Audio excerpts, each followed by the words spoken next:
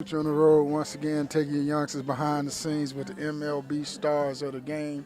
I got the man here, Kate. How we doing? I'm good. How you doing? Just fine. I'm gonna let you introduce yourself to my audience. Kyle Stowers, outfielder with the Miami Marlins. Kyle, so what's this big league experience been like for you? It's surreal. Getting to it's very challenging, but you're playing against the best in the world every single night, and so there's so much that comes with it. A lot of hard work, a lot of preparation, and then just stepping back and appreciating playing all these amazing ballparks, amazing cities, and like I said, playing against the best in the world. I'm very blessed to be able to do what we do. So what are some of the challenges for you as a major league ball player? Yeah, I think just handling. I shouldn't say handling. Trying not to put too much pressure on myself. For me, I'm very ambitious, hard worker, and I think what comes with that, I can be very hard on myself when things don't go how I want it to go. So it's just trying to offer myself grace when whether things are going well or whether they're not. To step back and just appreciate all that we're experiencing. To recognize that there's a lot of people that love and care about me regardless of how I do on the field. So what is it like facing major league pitching? Yeah, no, they're always, if you're doing well, they're looking for the next way to get you out. It's a lot of problem solving, which I enjoy. Everyone's just kind of looking for ways, whatever you're struggling with, that's probably how they're gonna be attacking you. And so, for me, it's just trying to be ready to go when they make the mistakes and when they throw me the pitches that I can handle.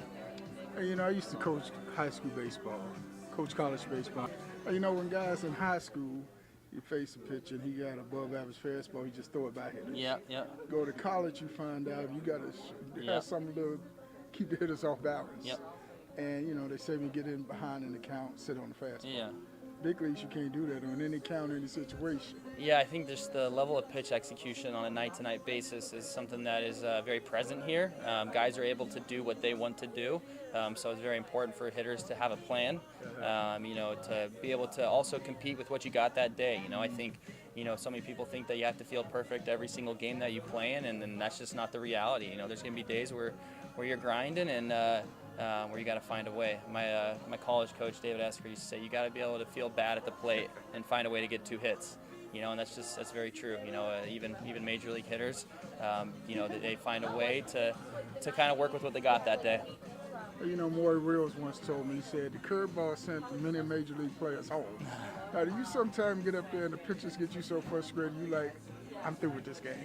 Oh, man. I'll tell you what, this game will always bring you back to your knees. Even when you think you got it all figured out, you're never as good as you think. And then the same goes for you're never as bad as you think when things aren't going well, right? You're never as far as from your best stretch of baseball as you think. I had a guy I played with named Nico Horner. You remember him saying that to me, just encouraging me like, hey, you're never as far away from your best stretch of baseball in your life as you think. So that's why you always got to keep working, staying consistent with your routine and your process and trusting that in the long run that's going to, give you the best chance. My hero, Nico? Yeah. Nico, yeah, he's the man. He was one of the best teammates I've ever played with. So let me ask you this. Guys watch you guys on TV, and they think the game is so easy. They don't realize it's a lot more tough than what it looks like. Yeah, definitely. I think even I fall into that trap when I'm watching stuff on video or watching games. The pitches you don't. It doesn't look like they move as much, or it doesn't look like they're coming in as hard. But yeah, I think it's a real challenge. But at the same time too, I also got to believe that you can that you're up for that challenge. Who are some of the guys that mentored you along the way? Yeah, Dave Stewart was my biggest mentor. I played travel ball for him growing up.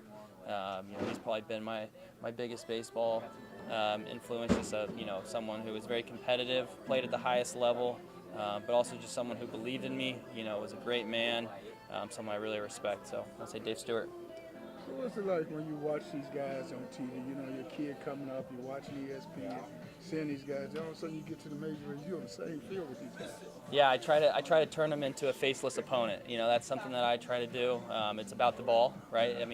From when you play T-ball until you get to the major leagues, there's that baseball in that field, and the game is surrounded about what happens with that ball. And so for me, I just try to think about, like I said, faceless opponent and what I'm trying to do, and not get caught up on like whose name and how much service time or how long they've been around when they're pitching. I try to have a lot of respect for the competition, and that no one's that good, no one's that bad. I feel like everyone is good enough to get me out on any given day, and then I'm also good enough to hit a ball hard off of every individual I face. Last two questions.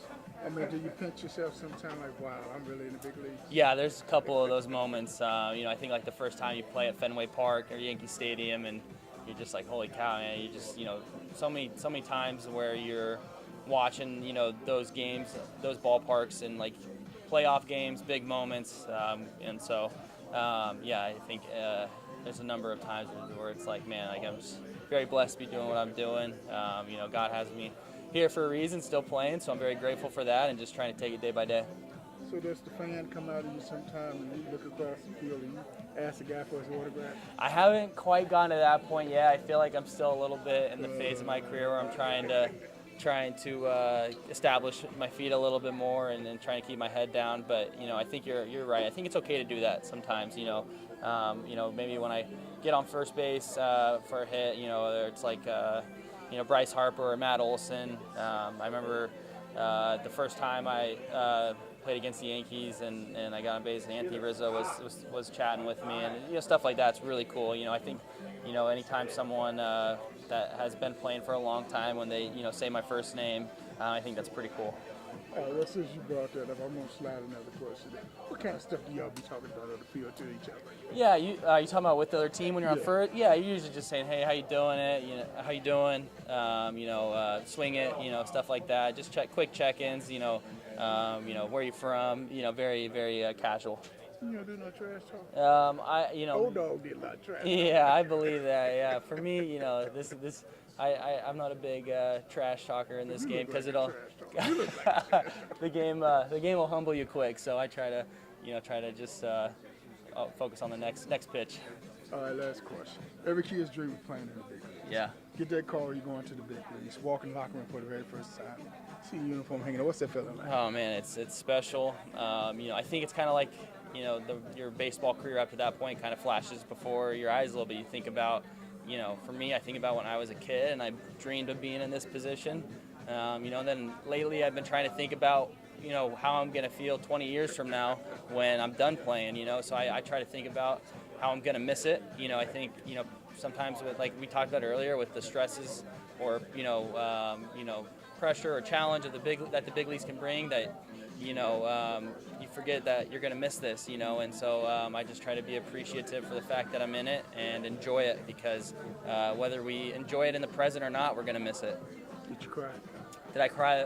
I did not cry. The closest I was to crying was after the first game. I got my first hit, and when I saw my family, I was filled with a lot of emotions. That one, seeing them, because they played such a huge role. I feel like still, even anytime a big moment happens and the family's there, I get a little choked up, just because I go back to their support, and I go back to when I was a kid and just how much it means to be here.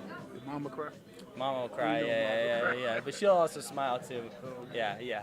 Coach on the road with the man. Appreciate it. Chapter 19. Reflections. Taking a moment to reflect as a coach, I realize the profound impact this team has had on many lives. Over my 40-plus years, many young men have approached me, expressing their gratitude for being part of this team. They shared that, without this opportunity, they would have been on the streets during the summer months, caught up in dealing drugs, gang activities, committing crimes, or, worse, they may have been murdered. By being a part of this team, these young men were lifted from those negative environments and exposed to a hopeful alternative. Become a booster and purchase a copy of the book online today at thediaryofacoach.com. That's thediaryofacoach.com. On social media, click the link to follow us on Twitter, Facebook, Instagram, TikTok, Fanbase, our podcast. Become a subscriber on our YouTube channel and visit our website at mem247.com. That's mem247.com.